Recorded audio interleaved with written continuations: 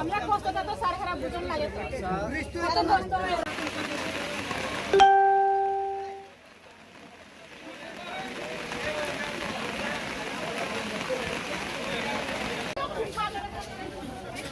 এত কথা কইছে না দুইটা কথা দিতে হয়ে গেছে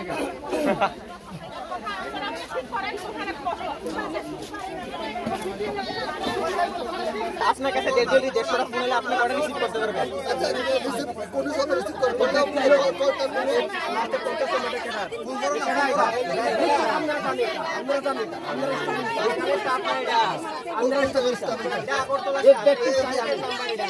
জলের সমস্যা আমরা রাস্তা ব্লক করছে বৃষ্টি একটু দিলে কারেন্ট জায়গা এরপর বাতাস একটু দিলে কারেন্ট জায়গা থাকে না দিলেও যায় কারেন্ট সবসময় অ্যাভেলেবেল থাকে না যাতে বিকাল হলে জায়গা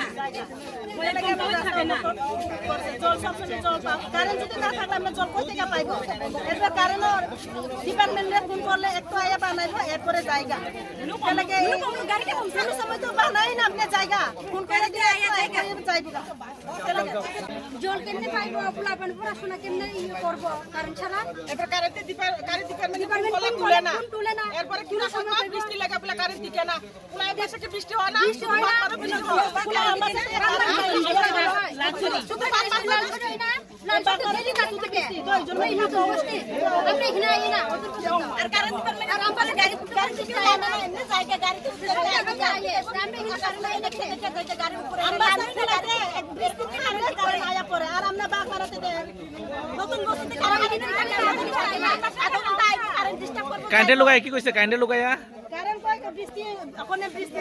বৃষ্টি দিন দিতে লাগে সমস্যা এটা আরে শুধু এই বাগ মানে কারেন্ট